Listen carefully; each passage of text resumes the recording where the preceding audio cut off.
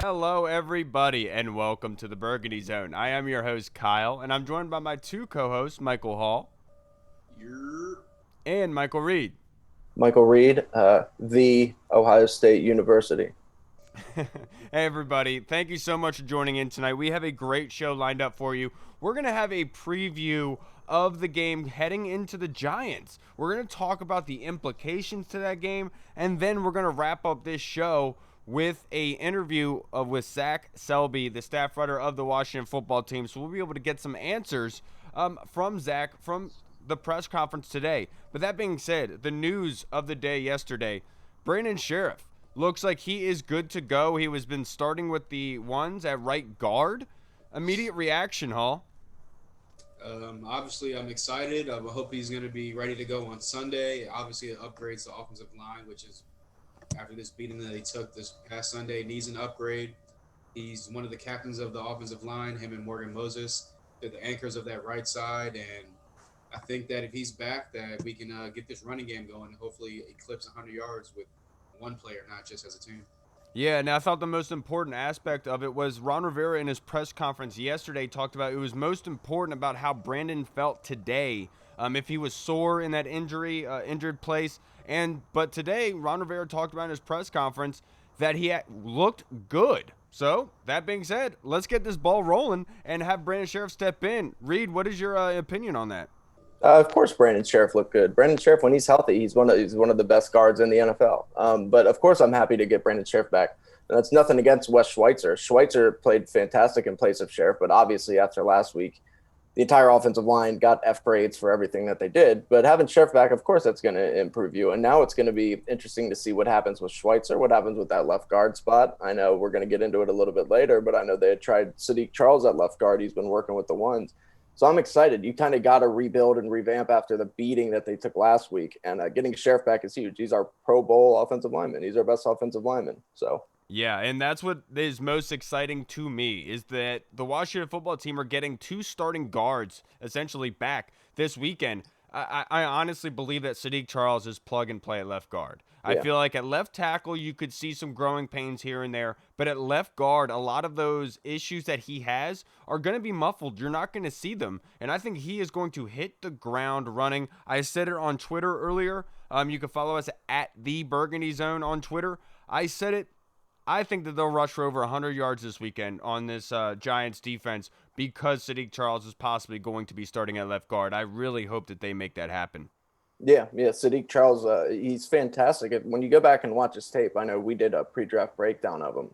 And he can eventually play left tackle in the NFL. But right now, like we all agreed, we think he's best suited for left guard. He's a little bit undersized for left tackle. And he's just a road grader. He's a big, strong guy. And it's really going to improve the running game, I would imagine. And look, this Giants defense is surprisingly good. It's played very well over the first quarter of the season. I mean, they have one of, if not the best corners in the NFL right now, James Bradbury, playing at a very high level. So we're going to need to kind of bring our A game. This defense isn't nearly as bad as people think, but their offense is what's holding them back. Yeah, absolutely. Yeah. And we will 100% get into that. I have all the analytics put out already from Pro Football Focus. That was my ADD, Kyle. No, you're good. You're good. What about you, Hall? Yeah, no, I think that, like you just said, he's plug and play. I think that he's going to excel greatly at playing left guard to start off his career.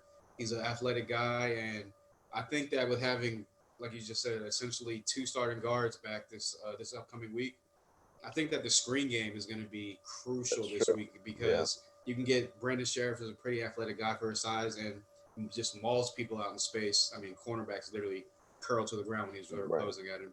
And if you get a guy like Saahdiq Charles as a starting left guard, thick legs. Yeah, he's an ex-soccer goalie, so he's athletic and get out there in space, and just like you just said, he's a mauler as well. So I just hope that the run game can get going. The screen game hopefully will be big this weekend, and hopefully this offense can get rolling for once in this second quarter of the season. Yeah, Ron talked about it today in his presser. What Wes Martin brings and what Saahdiq Charles brings, and he talked about with Wes Martin in particular. Wes Martin being out in space as a puller kind of blocker, he does a very good job. Almost as the best way to think about it is like a finesse blocker, where Saahdiq Charles is a beef and just power run game and strength, and that's what you need at that guard spot right now, in my opinion.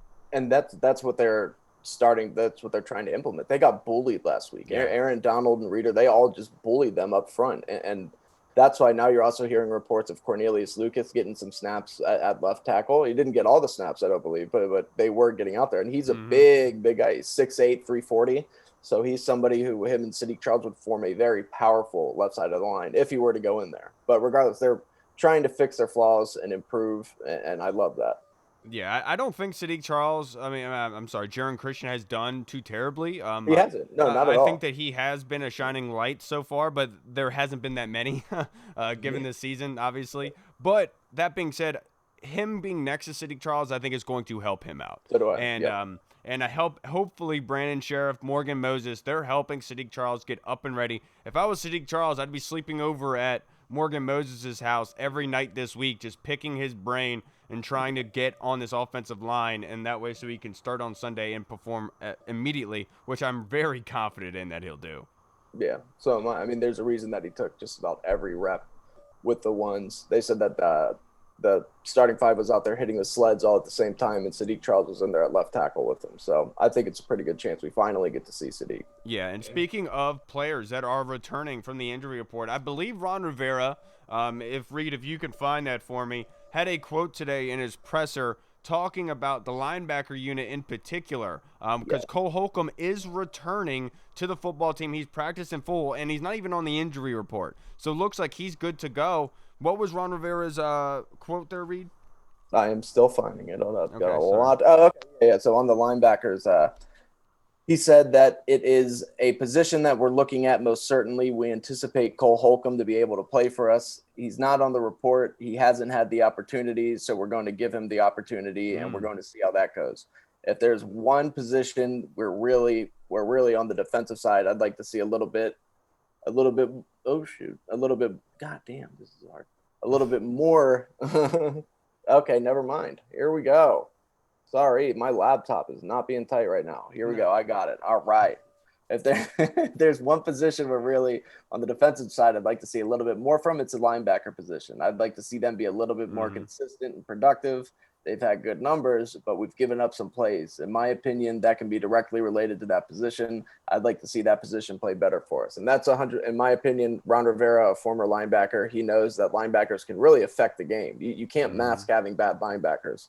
So what they've been going with the ones, it'd seem Cole Holcomb at Sam, Kevin Pierre-Louis, of course, remained at the weak side, and then Sean Dion Hamilton inside at Mike. And I think I love that lineup. That is a very good, athletic, young lineup, and they're going to have a lot more speed if that's the starting three that they go with. Yeah, because right now, Sean Dion Hamilton rated by Pro Football Focus with a 29.7. John Bostic with a 46.7. Kevin Pierre-Louis, the one standout there for the linebackers, with a 72.7. So hopefully Sean Dion Hamilton's numbers will progress and get higher once he's moved to a different position.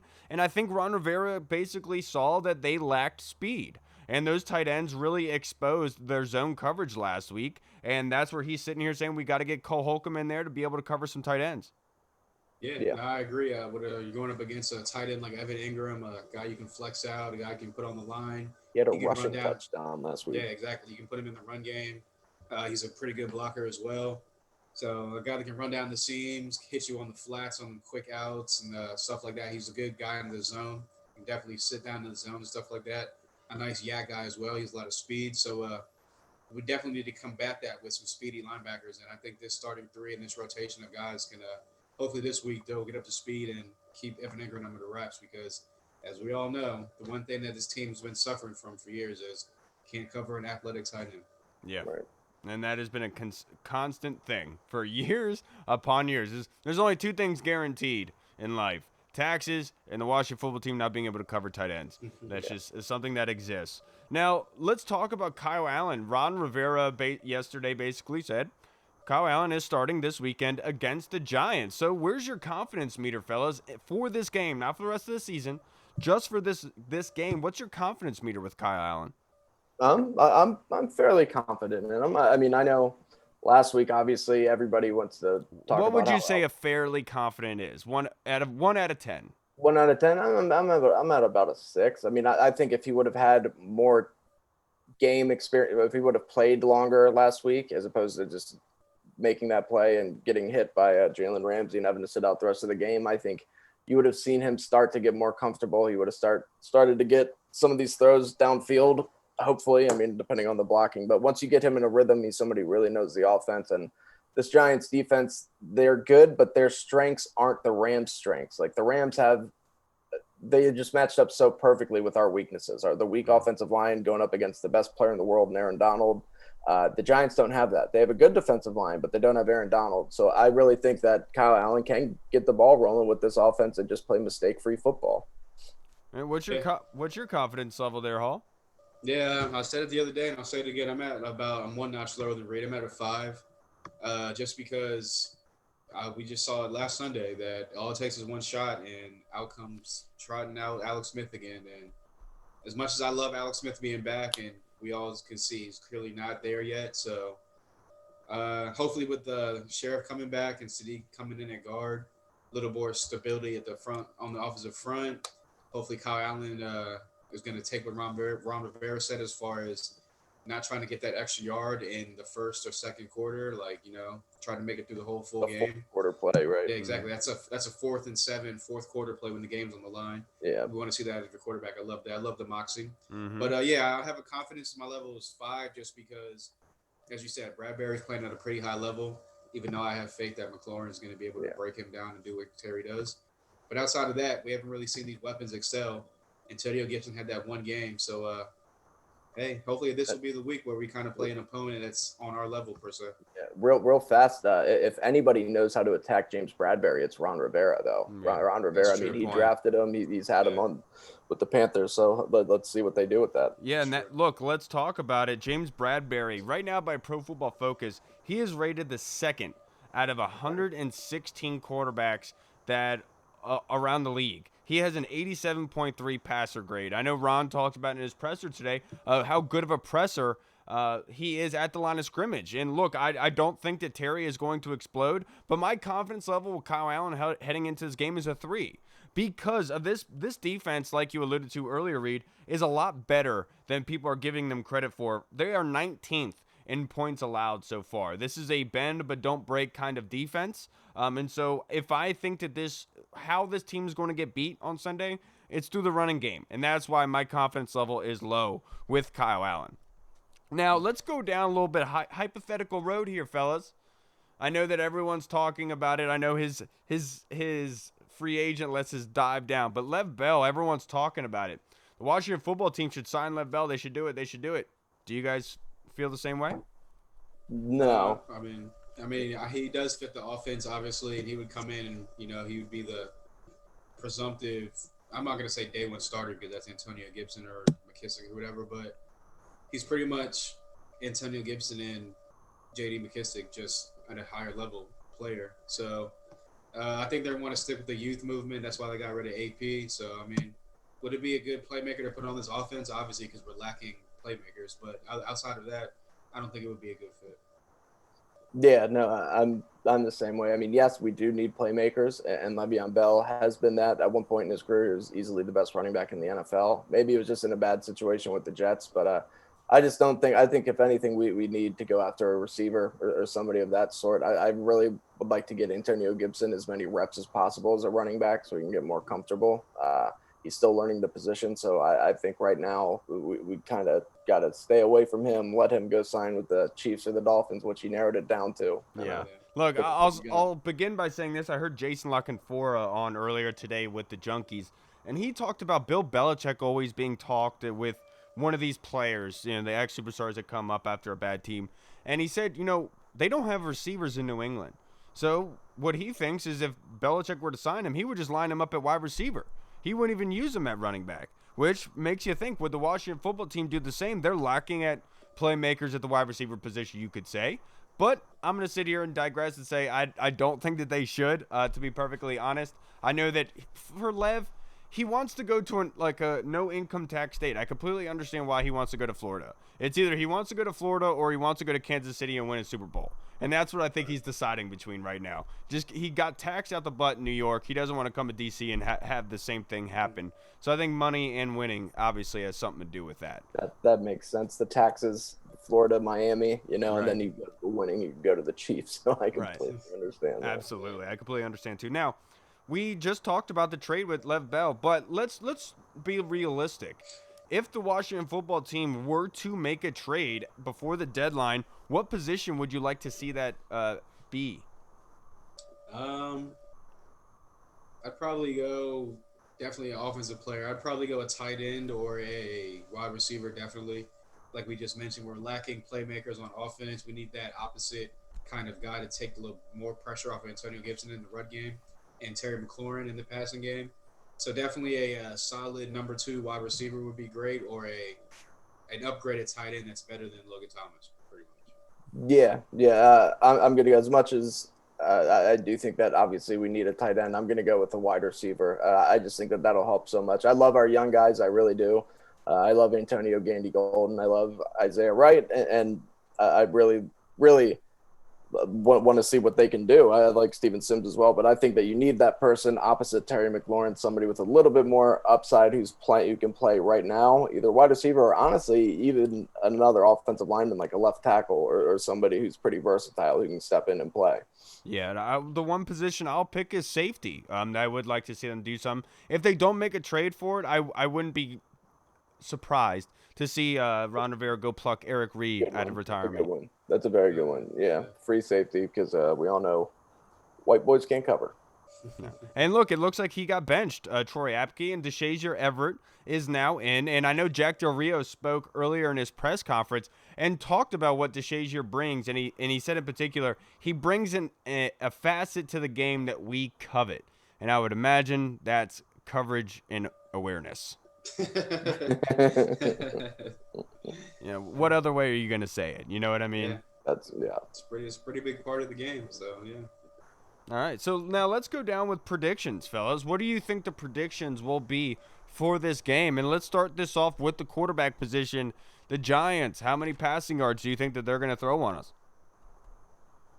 Go ahead. Oh, yeah, my bad.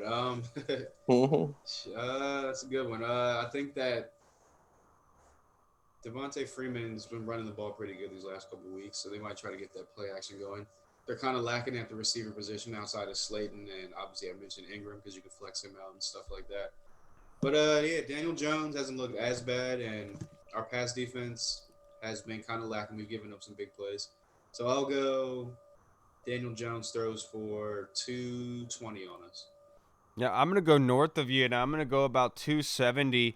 I think was going to go big. But I think the New York Giants are going to struggle to move the ball through the ground on Sunday. Nick Gates, their center, has a 43.3 grade from Pro Football Focus. Zeitler and Will Hernandez are sitting at 63 and 61 point grades. And then Corey Fleming and Andrew Thomas, both of their tackles at 60.7 for Corey Fleming and Andrew Thomas with a 57 rating. Going against this defensive line, I think that they have a challenge in front of them. I think that they are going to prove a point, and they are going to stifle that running game, and they're going to get after Daniel Jones. I feel like he's going to have to throw the ball a lot, so my prediction is going to be 275. What about you, Reed? Yeah, I would say somewhere around there. I was going to say 270, but I'm going to go with 285. Let's say that. I really think that this defensive line against this offensive line, like especially if you look at the way Andrew Thomas has been playing, I know he really struggled last week where he gave up a whole bunch of pressures.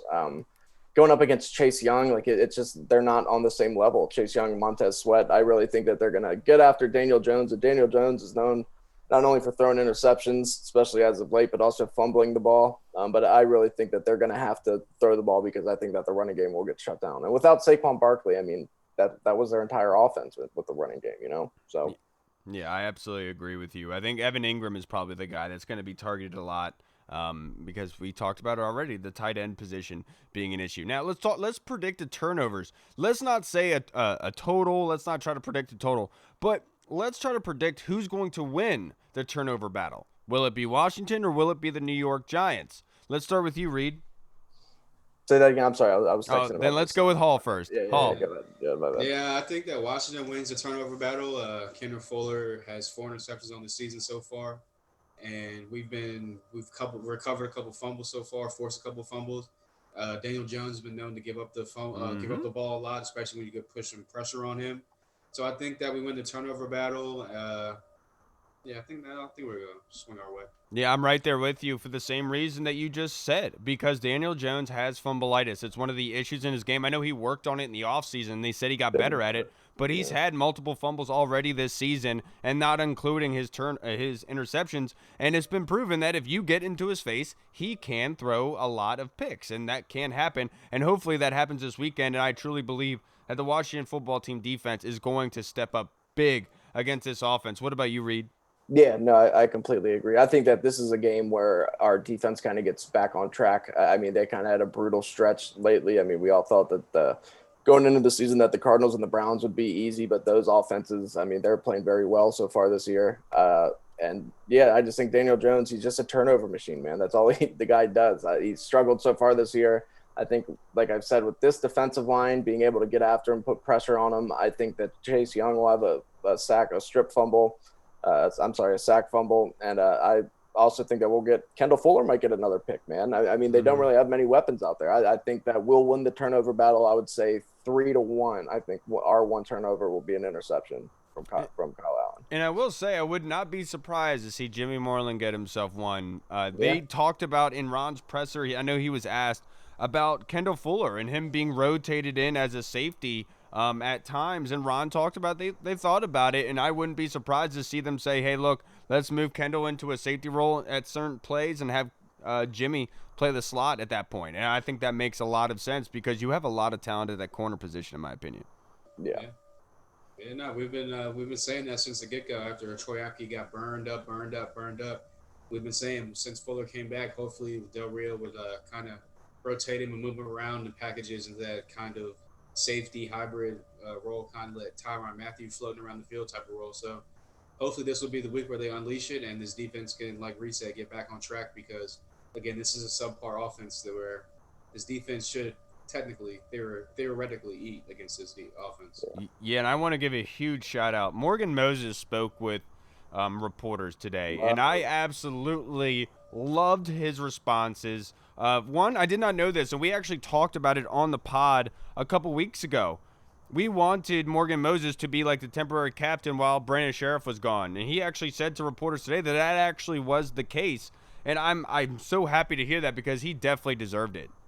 Yeah, 100%. I mean, we always reference back to when we had him on the show in July, and he was in the middle of a workout and just like, oh, my bad, you know, I'm getting my workout in real quick. You could tell he had slimmed down. You could tell he was like, all right, this is my year. Like, this is my time to be like an actual captain, take over this team, be one of like the actual guys in the locker room, new culture type of guys. Like, I want to be here for the rest of my career type of guy. So glad to hear it. And like I said, he's having a career year so far. So good for him. Yeah, and lots of credit to Morgan because he is the highest rated Washington football player on the offense right now with a 76.6 grade from Pro Football Focus. Yeah, like we all talked about. He worked his ass off this offseason, and it's really showing. And one thing you could tell when we talked to him was how much he bought into Ron Rivera, and that's so good to hear with the fan base going kind of crazy right now. But one of his quotes from that was, he said, when asked about a rebuilding year, Moses said, "I don't really see it as a rebuilding year. I feel confident in the coaching staff that we have. I feel confident in the players that we have, and I think a lot of the guys that have been here in previous years are just having fun. I know we're losing right now, but it's just been a breath of fresh air just to come in this building and have a guy like Ron Rivera and our coaching staff here. So I think that just speaks volumes That's to what the I'm coaching talking staff about. and to Morgan Moses for buying in, and he's becoming a leader on this team, man, as he should be. Yeah, and that makes me so happy because I sat here on Tuesday and yelled the same thing. I'm tired of hearing the rebuilding talk. Let's win. And I'm glad that somebody stood up and said it. I'm glad there's somebody on there on that team saying, yes, I feel the same way, 150%. Let's go win now. I don't want to sit around and do another rebuild. I'm so happy to hear that. I'm going to buy his jersey. I don't care. He's earned that right to me now. Yeah, I mean, I've been saying from the get go, like, I mean, if it's a rebuild year, okay, cool. If you rebuild it. But the East is so bad right now. Why not try to go to win it? And yes, you do kind of slip into the draft, and you might not get your quarterback going forward. But we have money to sign a veteran in the offseason. We just won't get a young guy on a rookie contract. But with that being said, you want to go and like build some momentum and like that attracts free agents and other players who come here and be like, oh man, like Ron Rivera got these guys winning now. They won the division. Like they got the culture changed around. Like other players are saying, hey man, it's like it's good over here now. Like you don't got to come here just to get paid. Like we can actually win something now. So that's how you build a team up and like become a perennial winner by actually winning. Yeah, right. And that's the thing. It is going to take time. And like you said, this is only year one, but it shouldn't necessarily be looked at as a rebuilding year. I guess you guys are right, Kyle, especially when you said that before the season. So far, I mean, it seems like the veteran players have brought into that, and you love that all. Like you said, hopefully that'll begin to carry over into future seasons, and some other guys will start buying into it, and then maybe some free agents, and then it's just a trickle down effect where then all of a sudden your culture's changed, and that's really what this team needs. Yeah, we have to show some respect. Kendall Fuller right now is ranked the third corner out of 116 by Pro Football Focus. He has an 86.2 grade against the pass right now. He has been absolutely phenomenal. Two more picks last weekend. He has every time I talked about it on Twitter today, the guy just pisses excellence, you know? Yeah. Every time he steps on the football field for the Washington football team, it seems like he's just making play after play. Yeah. And shout out to everyone that said we overpaid for a slot corner. That's all I'm going to say about that. Yeah. It's especially somebody like Kendall Fuller, like with this defensive line, as talented as it is, this is exactly the type of play from a corner that you would expect that's pretty good when the defensive line is getting pressure. He's just always around the ball. He's not allowing completions. And anytime you hear, oh, it's intercepted, you literally just look at the screen. You're like, oh, look, it's Kendall Fuller again. I think he has like a 14 point something or a 17 point something QBR against him right now. I think what is it? He has 3 interceptions, but it was only allowed 2 or anywhere between 2 to 4 completions this season so far. Like, it's crazy. I think he has 4 picks. Yeah. But it's got to be close. Yeah, absolutely. And then let's talk about Jonathan Allen. I think has gotten a lot of criticism from the fan base.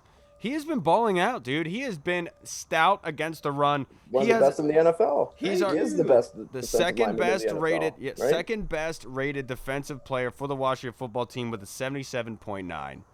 Yeah, it's been my bad, Reed. It's been blowing my mind when I'm listening to the junkies and people on 106 where they're like, "What does Alabama wall do? What do they do?" Da, da, da, da, da. That's my EB impression. But nah, it's just like, what are you talking about? If you look at the stats, like obviously, like you're an interior lineman, you're not going to put up massive sack numbers like in the passing game. But he's doing his job in the running game, which is stopping the run, like you just mentioned. He's third on PFF as far as stopping the run. He's having a career year so far, and a contract year, let me put it at that.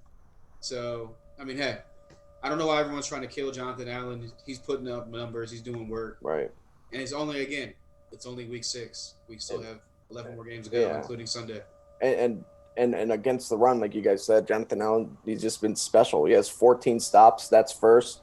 He has 0 missed tackles. That's tied for first. You know, he has a 77 tackling grade. That's first. Yeah. Like he's been so good and he's such a leader on this team. I hate hearing criticism of somebody like that who goes out there and of course he took a little bit because he got injured at first, but he's playing hard. He's a hard-nosed throwback football player that any defensive line would love to build around. Yeah, and so what I did here is he eats gravel. I put the 2 depth charts right next to each other, offense versus defense. So Chase Young is going to be going up against Corey Fleming, who has a 60.7 grade from Pro Football Focus, with Chase Young with a 72.7. You can say Washington football team has an edge there.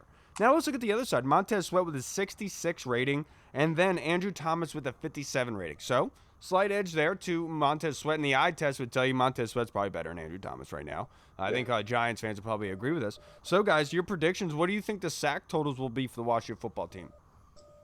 I actually think that we're not going to go back to the week 1 sack totals, but I think this is on one of those weeks where hopefully they can get after it again. Like I just said, we mentioned before, hopefully this is a reset for the defense after last week.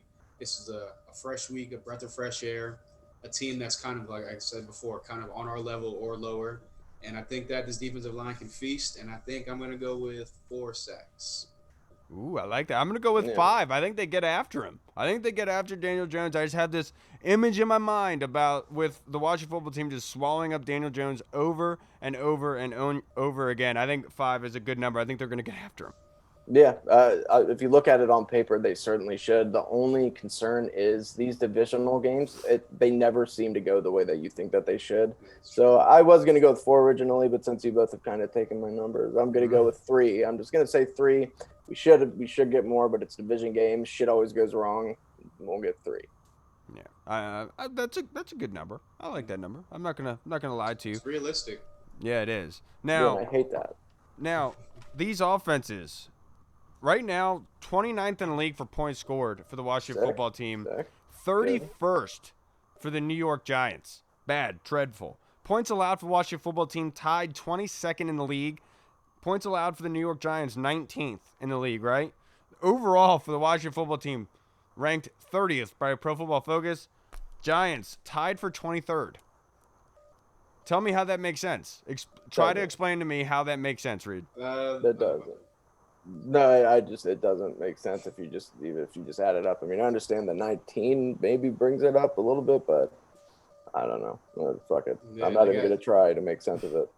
They got boosted up to 31st as far as offensive points scored after they just put up a whopping 34. So you could already tell what they were doing before that. That's true. Yeah. I guess the only reason they put him at 19 and I said, what was it, 30, is because they have their quarterback. He's going to be their starter. They're Who's solid. playing terrible, by the way. Yeah, Right. we've already started 3 quarterbacks in 6 weeks or 5 weeks into the season. So, I mean, that could be my only thing. But clearly, we have a more talented team.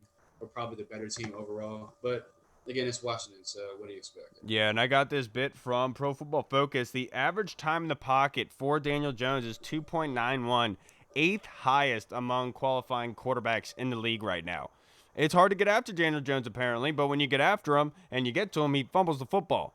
That's the best way to be able to do it. I think they're going to be able to do a lot of that on Sunday. Now, let's talk about touchdowns. Who do you think is going to be a recipient of a touchdown this weekend if you had to bet money on it? Recipient of a touchdown, like a touchdown catch or a touchdown run? Yeah, either or. Either or.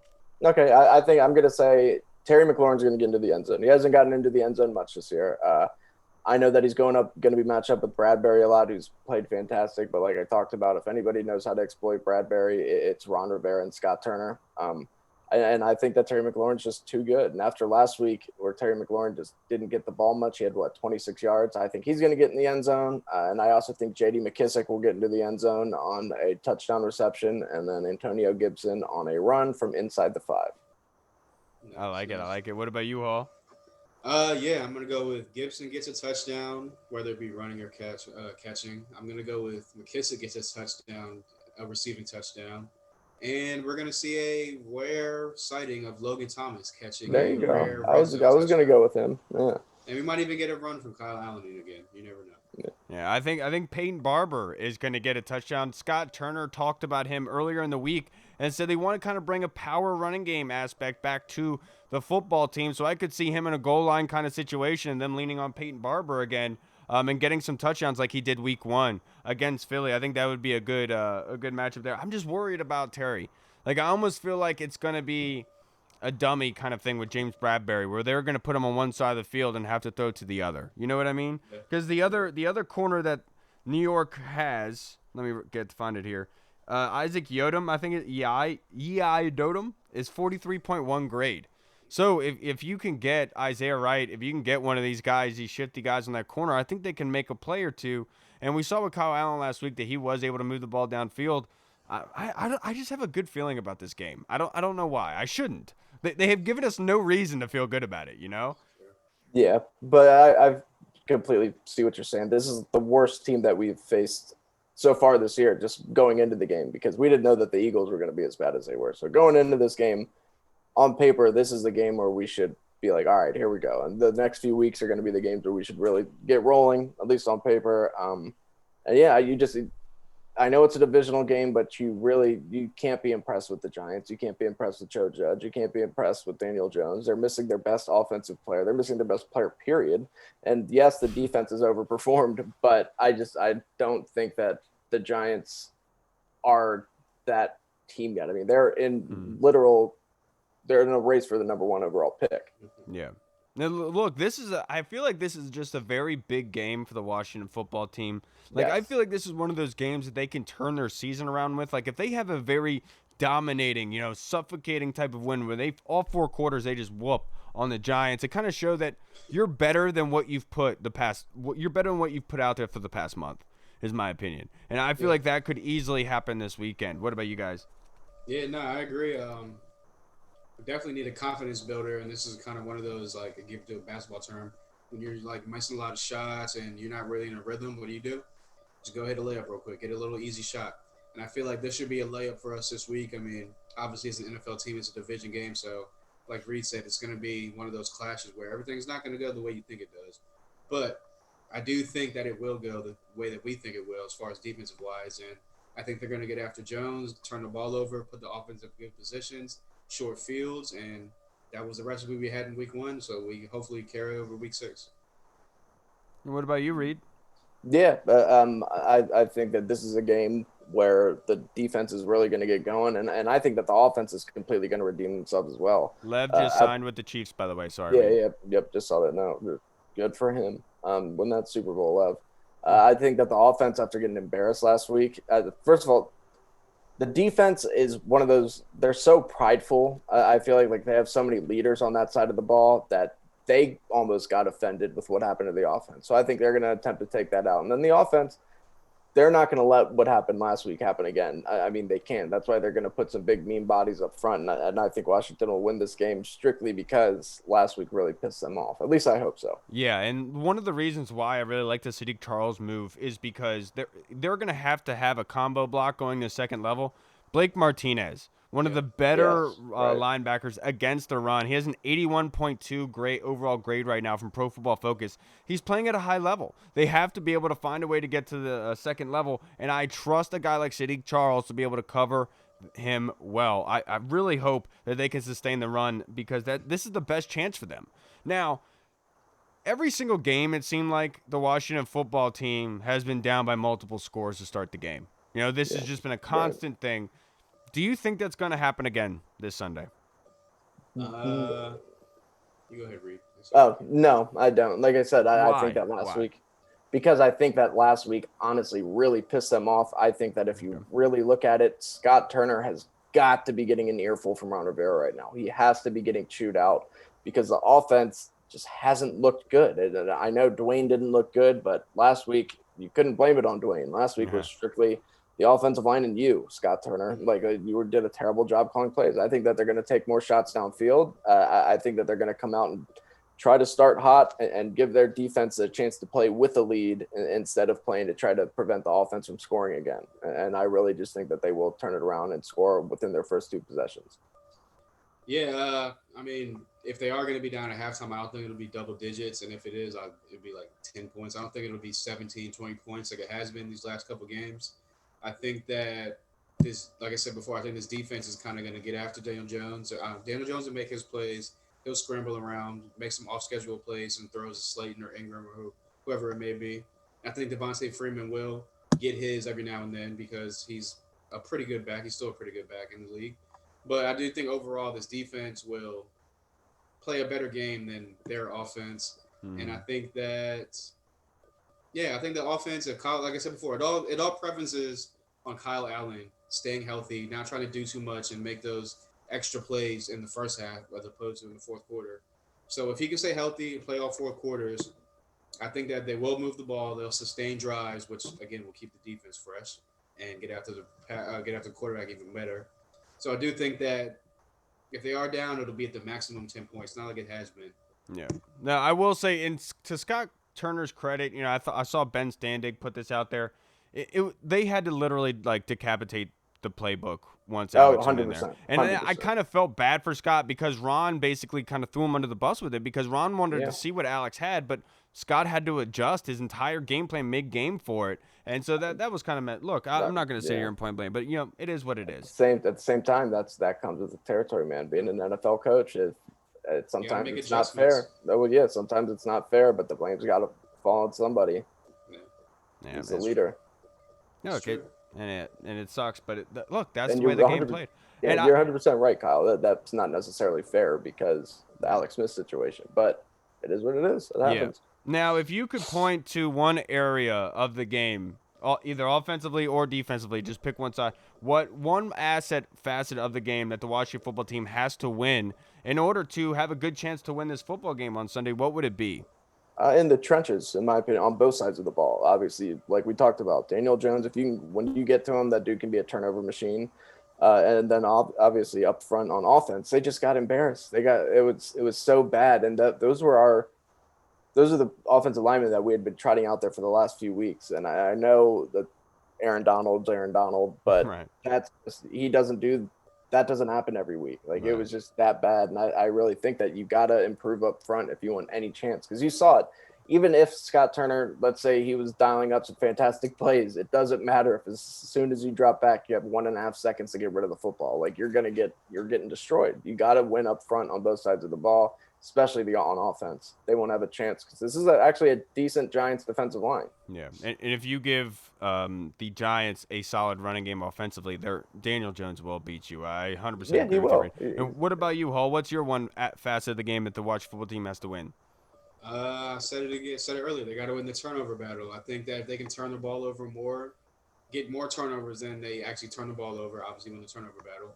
I think that by getting after Daniel Jones, causing some sack fumbles, maybe strip fumbles, even if you're not getting to the quarterback, hit him around a couple times, make him kind of feel the pressure, get in the passing lanes, get some tip balls. Give these cornerbacks and these people in the secondary a chance because as we've seen these past couple weeks, we can cause turnovers in the secondary. Kendall Fuller and these guys in the back end, Jimmy Moore, they can make plays on the ball. So if you get after the quarterback enough, like we saw in Week 1 against Carson Wentz, it can be done. So I think the turnover battle is going to be key. If we can win that, I think we'll get a W. Yeah, and I have to say third down conversions Yeah. for both sides of the football. Last week against the Rams, Tress Way out yardage, gained more yardage than the entire Washington offense by 400 yards on Sunday. That has to change.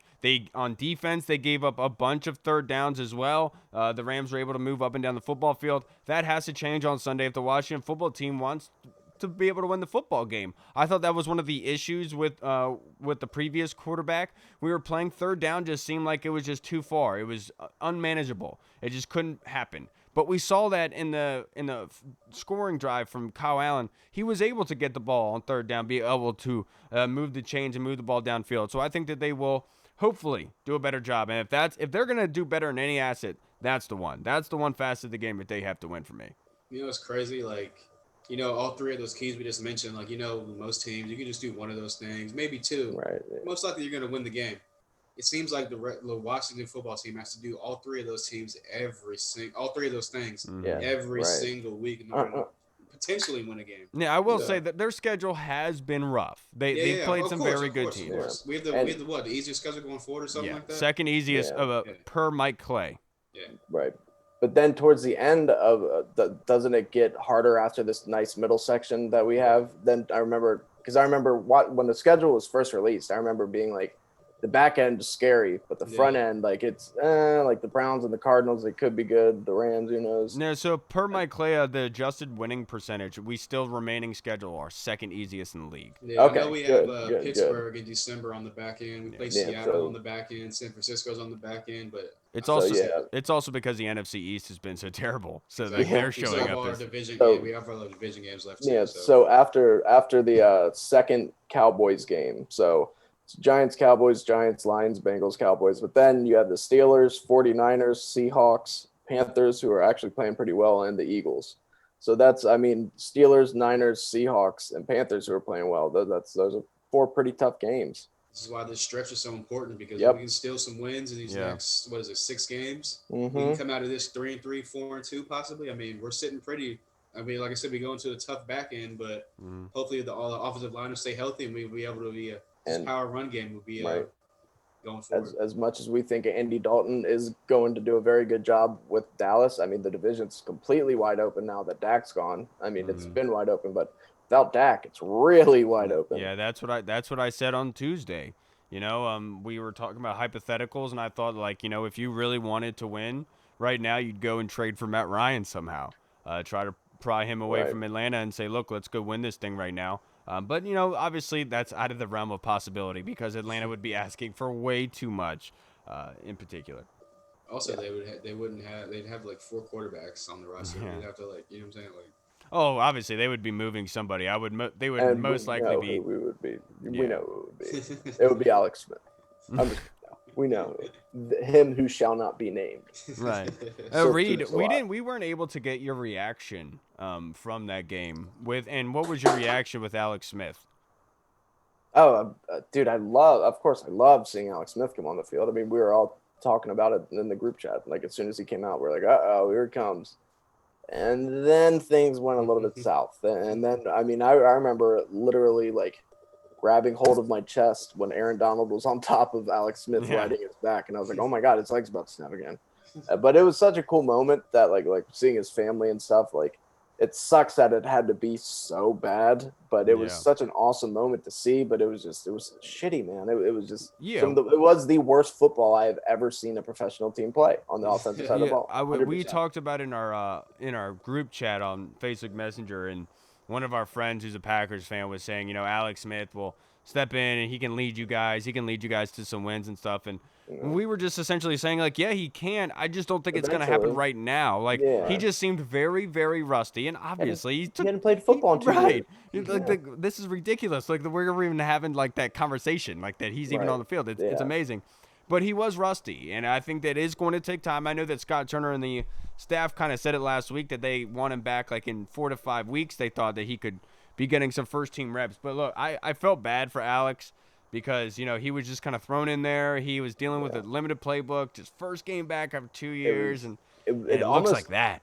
Kind of reminded you of the time Dwayne was thrown in against the Giants when he didn't have any reps and he just went out there and he just didn't know what he was doing. He was like, screw it. Except for Alex Smith was careful with the football, didn't throw any interceptions, but it was just one of those things where it was just like, as soon as he had to go in, it was just like, God damn, this is a bad situation to be in. But I did think that at halftime they would show them the E60 or something, and all of a sudden they would get all pumped up. But that didn't happen. If anything, I think that the offensive line was like, that wasn't that impressive. You're getting too much credit for it, Alex. How about you do it again?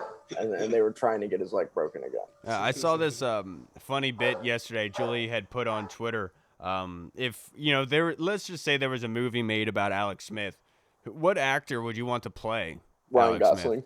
You think Ryan? You agree with Julie? You say Ryan Gosling? I saw that. It just makes sense. He looks a little bit like him. He does, dude. Especially with the smile, dude. I don't want to. That's kind of weird, but you know what I mean. Hey, both of them are hot. Alex Smith's a good-looking guy, man. He's Mormon, which is weird, but he's a good-looking guy. Yeah, he went to Utah State. Utah. They're all Mormon out there. So I'm assuming he is. I just made that up. He might not be. Right. What about you, Hall? If you had to pick somebody to play Alex? Yeah, I mean, I was gonna say Ryan Gosling too, just because they look so kind of similar, like Denzel Washington, Samuel L. Jackson. Denzel can play anybody. My leg is snapped in motherfucking half. You're gonna tell me that I can't play football again? You could see Denzel playing that part.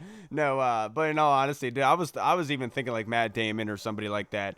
Matt Damon's one of those guys that just seems like he could play one of those roles and really get you in tune with it. I saw somebody say Matthew McConaughey.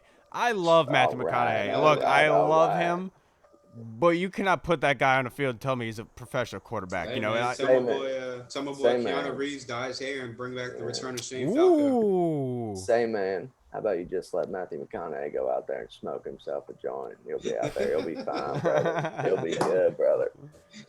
No, that's a good one, dude. That's a good one. I didn't think of that one. Like Keanu Reeves would actually, I think, play really well. Or actually, what's his face? The dude from Varsity Blues. I don't want your life. James Vanderbeek? Yeah, James Vanderbeek. Bring the beak back. Let's see if we can get him an Oscar. The Beaker. Or they'll end up putting it like Adam Sandler or something, and it'll end up being like some stupid comedy. QB Halloween. Alex Smith breaks his leg. That'll be the title. That'd be absolutely horrible. But what if, real fast, what if we started winning with Alex Smith? So then, like, the NFL's a copycat league. So then now they're like, all right, well, they're winning with a quarterback that just had his leg snapped in half. Let's go sign Dak. Let's go sign Joe Theismann. Let's go sign Teddy Bridgewater. Let's go. Every team wants to sign somebody with their leg broken. It's a copycat league. Yeah. All right. So, before Selby should be here any moment. But before we get on to him, let's just get our predictions real quick. Final score for the game on Sunday. Hall? Well, I'm going to predict a win for the Washington football team. We get back on track to go to 2-4. 2-0 in the division, which will be huge for us. Score-wise, I will say that this offense moves the ball efficiently. At points and times, they're going to have lulls like they usually do. but I'll go 28-23, 24, 23, 28-23, Washington. That's a realistic score. Yeah. Hopefully they can score over 20 points. Yeah.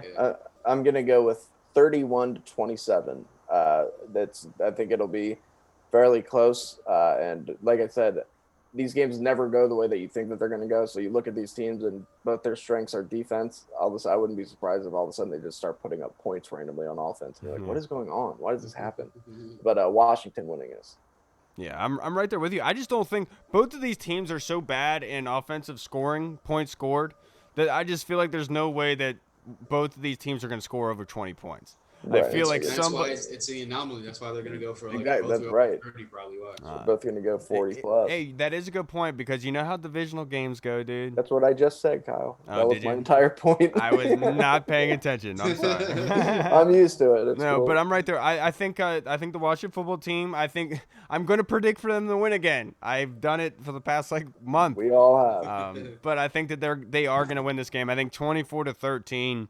Is a good prediction to go down with them. I think that this defense is going to step up big time, and they're going to stifle the Giants a little bit. And I think with running the football, if the Washington football team can grind the clock out, keep that offense off the field, keep the defense off the field, they're going to be able to get off the field off third downs. They're going to be able to play at a higher level throughout the game. I know last week in particular, they gave up 20 points the first half.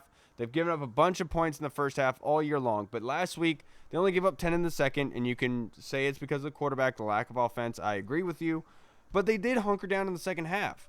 And if they continue to do that, and I think that if they're going to be if they're not tired, if they're good to go, they're energetic in that second half, I think we could see a huge output from that defensive half. I think this defense would be top 5 easily unit in the NFL if they weren't so winded all the time, if they weren't so broken down, if the offense just didn't give the ball right back to the other offense all the time, because this defense is so talented. This defense would be great if an offense could move the ball and chew up some clock and keep them off the field, because they go out there, they fly around with passion and energy, and they're still doing decent despite the fact that they're always playing from behind and that have to, you know what I'm saying? I agree. Look what Dallas is going to do. Dallas' defense is not going to get any better, but they're going to look better because they're going to be off the field. That could be argued. They might be getting back Vanderbeek. I know. I'm just saying overall, they're going to be better. But I'm saying they're going to look better just because they'll be off the field less, which means less points, less yards. They might cause a turnover or two because they'll be a little bit more fresher. So same thing applies to Washington. If you can sustain some drives, chew up the clock, get Antonio Gibson and McKissick going in the run game, convert some third downs, because I think we're 20-something% on third downs so far this whole season. I just automatically assume we're last in every offensive it's definitely category. Yeah. So we got to sustain, move the chains on third down, which goes into Isaiah Wright, McKissick out the backfield, Gibson out the backfield, Logan Thomas eating up some zones. And hopefully this defense will be fresh enough to get after the quarterback, like I've been saying this whole time, and cause some sacks and turnovers. So I'm just going to bring this up just in the off chance. is Selby here? Or not yet? No. Not yet. Okay. So I'm just going to bring this up. What do you guys think the fan base's reaction is going to be if Washington loses this game? Oh, it's going to be hell to pay. It's already going off the deep end with the Ron Rivera hate. They're going to already imagine it's going to happen. Yeah. Honestly, I do think this though. If they say that if we give up a rack of points to this bum offense, people are going to be like, yo, Del Rio, what the fuck is going on? They're going to start bringing up all this tweeting he was doing in the offseason, all this other stuff, and stuff that has nothing to do with focusing on football. Right. And so, I think all targets and all guns will be trained on Del Rio, as far as also they'll be trained on Rivera because he's that coach. But I think people would be looking at wasn't his defense supposed to be top 10? Why are you giving them so many points? Why are we bottom in a lot of categories? And it just shows that there's so many other factors that go into a defense playing well than just, they're talented, they're good, they have a good coordinator. Your offense plays and special teams play a pretty big part in that as well. So, yeah, look, we've talked about it all season long. It feels like they've just been down by a bunch of scores, and they can't run and the worst part about it is the defenses aren't respecting the run in the second half. They know they're throwing the football, and they're still struggling to run. And, that's such a killer because at least be able to run the football, at least to give the quarterback play action to use. And you can't even do that. And It's just brutal, man. I really hope that this weekend they can get something going with. Hopefully, I mean, I really hope that we see that happen there. Now, let's try to predict if there's another benching on this team. Where do you think it would be? I'm gonna give my prediction, and I got a motivation. Yeah. Okay. There's gonna be another bench, and who would it be? I think it's going to be. It's a tough one, actually. I guess it would have to go with the weakest link. It would probably be Jerron Christian, just because if he's giving up a bunch of sacks on the blind side, they're already kind of giving what's his name, a couple reps in practice today. Cornelius Lucas. Yeah, Cornelius Lucas. They're giving him a couple reps in practice today, so it looks like they're kind of obviously not phasing Jerron Christian out, but they're kind of by giving someone else his reps, because he'd be getting all the reps. They're pretty much saying like, "Hey man, you're on the clock right now, so kind of pick it up a little bit." Right. Yeah, I was going to go with Jerron Christian, but I'm going to go with Logan Thomas just because he's been targeted so much, hasn't really produced. I know a lot of it's not necessarily his fault, but also, I mean, he's got to play better. Yeah. Selby is here, everybody. All right, yeah, I'm gonna leave as he comes. All right, Hall. All right, buddy. All right, Hall. I'll see you, brother. Let's get a dub on Sunday. Woo! Woo! What he meant was let's make $20 on Sunday. Yeah, absolutely. There Hello. he is. Hey, what's going? We are joined by Zach Selby, the staff writer for the Washington football team again. Zach, I like the haircut. Clap. Thank you for joining us. How are you doing? Oh, hey, I got to look fresh all the time. So, I'm trying to do something new. Right. It's a good look, Selby. Looking good. Hey, so first thing we have to get into, big news came out yesterday. Thank you. I appreciate it. Brandon Scherff is now back, and it looks like that he has been nominated off of the IR, so he is returning to the active roster, and looks like he's been playing with the ones. Do you how confident are you that he's going to start this Sunday? Well, I mean, he's not necessarily off IR just yet. He's still got a little bit of time before he does that. But he is in practice, which is really, really good. Right. He has looked good. He's running in there with the one, which is, I mean, it's a good sign that he's going to be out there. But again, it's kind of one of those things where you're not really sure yet because we only get to see a limited portion of practice. But there is a 21-day period where they're going to get to decide whether or not he can actually be on the active roster or not. I mean, they can activate it at any time at that point. So, I mean, from what I've seen, I've only seen individual drills, but he looks like he's doing okay. He's going through the shoots. He's going through, all the bag drills and things like that. And yeah, I'll say this. I mean, they wouldn't put him in there at the ones unless they felt pretty good about him playing at some point in the near future. Right. So, I mean, no timetable yet on exactly when he'll return, but I wouldn't be surprised if he comes back very soon. So moving on to the other guard position, Saahdiq Charles is getting some reps out there with the ones from all accounts. How has he looked? How has he been? Have you heard anything about? I'm assuming that they're going to play him, that they're going to start him, and then see what he can do. I know a lot of the fan base is excited to see what Saahdiq can do. So do you think that they're going to move forward with him at left guard? Well, I mean, they might. I mean, I think, he did get some looks out there, and Rivera said today in his press conference that they're just doing it to get him out, to get him ready, because they need to find a good spot for him. And, he does have some experience playing guard. He did a little bit of that at LSU, even though he's primarily a tackle. Yeah.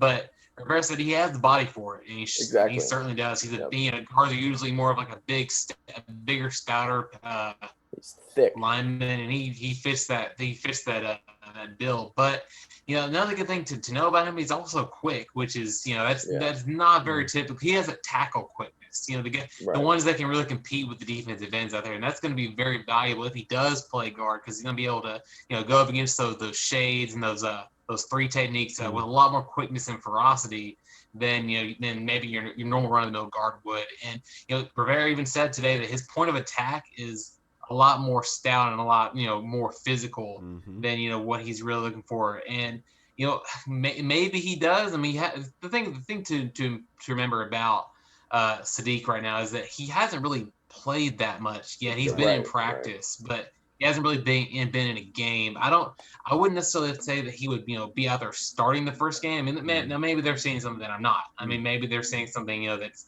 he's showing a lot more progress than we anticipate. But if it were me, what I would think that they would do is they would probably put him in there, sprinkle him in there, a little bit for some Right. maybe some goal line adjusted. situations, some jumbo packages, maybe a couple of third and shorts, like a tackle eligible situation. Just bring another big body guy in there. But I think again, like they drafted this guy to be a left tackle. Right. They drafted him to be that blind side and compete for that spot. And he did show during the acclimation period of training camp that he does have the ability that fits the bill to be a starting caliber player. It's just that now he had a setback, and then he had progress, then he had a setback again, and now he's kind of working back up for the next 3 weeks on this. And I think he has a good shot of playing. I mean, he's been a full go for the past couple of weeks now, but he was inactive against the Rams. I think there's a good chance he's going to get a chance to play at some point. I wouldn't be surprised if he makes the trip over to New York and plays a little bit. I think starting's a little bit premature though. Okay. Well, with Cole Holcomb also returned. And so Ron talked about he wanted better play out of the linebacker unit. That was the one aspect of the defense that he thought he could get more out of. Do you think that they are confident that Cole Holcomb can be that stopgap? I think they're confident he can contribute somehow, some way. And Jack Del Rio said today that he wants to get more out of Cole. I mean, Cole hadn't really played since week 1, which is crazy to think about, but he's been dealing with a knee injury for 4 weeks now. And that's tough because he's been last year he was their guy outside of John Bostic and Landon Collins. He was one of their best tacklers. Right. So you're missing a guy who is productive based on the film, and they're trying to find ways to get more out of their linebacking group. And they look at a guy like Cole Holcomb who he's shown what he can do, and he hadn't really had the opportunity to show what he can do in this new system. So I think that's going to be a big key factor. I think he's going to contribute. I think they've been rotating a lot of different guys out there. So, like you said in training camp, Rivera really thinks that this is going to be a group by committee. So I think, he's going to get some playing time. He could be the guy that you really need to give a little bit of youthful thump for the linebacker group. So speaking of sure tacklers, one person who has not been a sure tackler this year has been Landon Collins. Do you see anything going on with him? Is the coaching staff kind of getting worried about the way that he's playing? I know he's missed something like 9 tackles already this season. Is that something that they're trying to address, or is that something he should be worried about with Cameron Curl playing so well, or what? Well, I mean, you look at it, and I think Landon Collins is a big play guy. He's always going for the fumble. He's trying to severely alter the outcome of a game in Washington's favor. And you look at it, and some of the situations, like for example, I know the big one was the missed tackle against Lamar Jackson when they were playing the Ravens. And you look at what they're doing. I think they were up by like a touchdown at that point, and they want you can't give the Ravens any kind of room to breathe at all. So you're trying to create anything to get your offense back on the field because how potent the Ravens are. And I think that's his biggest issue. I think he's just trying to make too many plays. They've been down so much. I think our editor Kyle Stackpole came up with this stat. I think they've been trailing. I think 78 or so. It's over. 75. It's about 70%. 75%. Yeah, exactly. Yeah, exactly. So it's hard to not think about making a big play and to kind of shift the momentum in your favor when you're always down. And I think every game they've been down at halftime by like 2 touchdowns. Yeah, right. So I think once they figure out how to play a little bit more consistently, which has been an issue for this team, and not just the defense, he'll maybe start calming down and be a little more like the consistent player, the Pro Bowl player that we know him to be. Yeah, and Selby, the implications of the game this weekend for the season are huge. This is a complete, this season could go in 2 different directions based on this game. That being said, I have to ask you, because you're one of the few people that were able to be in the building, around the energy, around the individuals there. What do you, if you could, what is the overall feeling with the players in that building? Are they pissed off? Are they ready to bite at the bit? Do they think that they are ready to take this by the horns, or is this kind of a sulking kind of attitude? Well, they're definitely not sulking about it. I don't think any Ron Rivera team is sulking about their situation at all. Great. But I think they're disappointed. Obviously, nobody wants to be 1-4. I mean, shoot, I don't want to be 1-4. Just and, watching it. I'm just sitting on the press box. Right. But I do think that this team recognizes the situation. I think they understand they are 1-4. But however, somehow, some way, they're still in the thick of this NFC East division. And what's even crazier to think is, say we win on Sunday, then the Eagles lose, which is possible because they're going against the Ravens, and the Cowboys lose, which is also possible because they're going against the Cardinals. If all those things fall in our way, we're back in first place. Yeah, which is just it's so crazy to think this. The NFC East is just wild. But honestly, like they've got this. They realize the gravity of the situation that they're in. They understand that we're 1-4. Nobody likes being 1-4. It sucks. But if we play good in this stretch of games, that's something that Rivera has just been hammering at us every day. Is that these stretch of games are very important to show how the season is going to go. Then they could, and honestly, like all these games are winnable to me, including the Cowboys, who they play. After the Giants, and on Thanksgiving after they play the Bengals. So they could.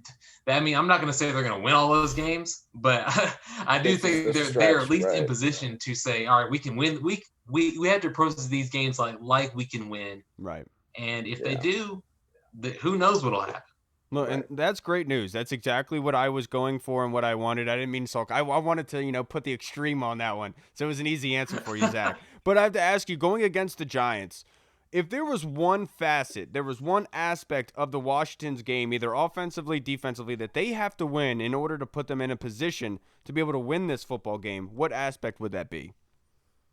Well, I'm gonna give you two because I think they're a little they go with the two, but they go with the two offensive playmakers. Okay. And that's one, you have to get Antonio Gibson going because he's been like a multifaceted machine for the past 5 weeks, and no matter what he does, I know I think he has like 201 rushing yards so far, but he leads the team in rushing, and good little fact here, he's like this. I think he's top 10 most efficient running back in the league so far.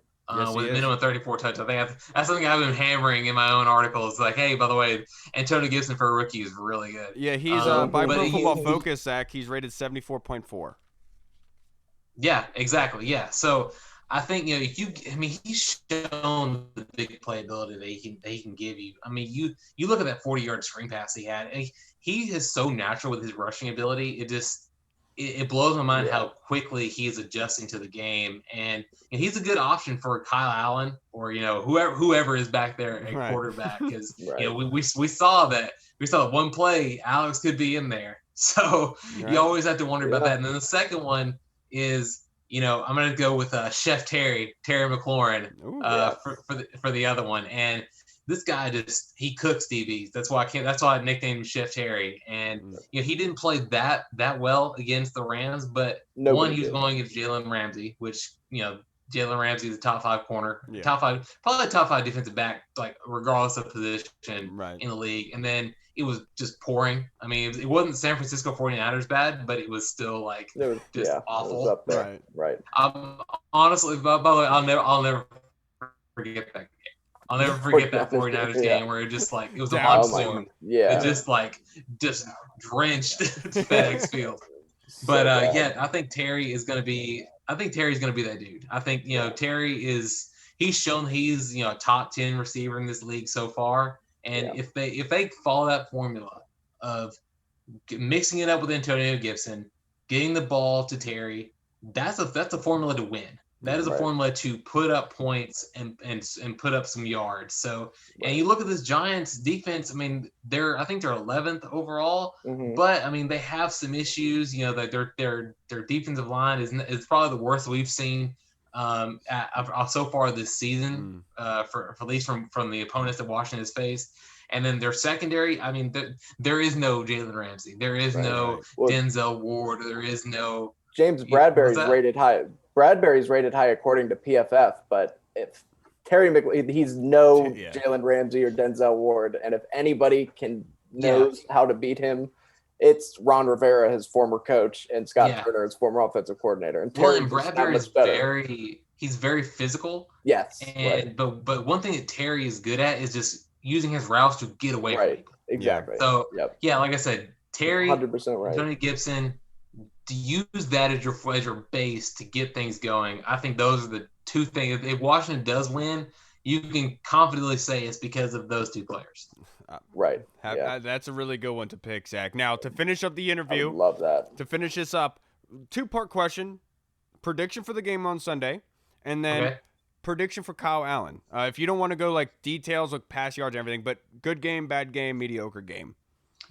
So I'm going to go with a prediction for the Giants game.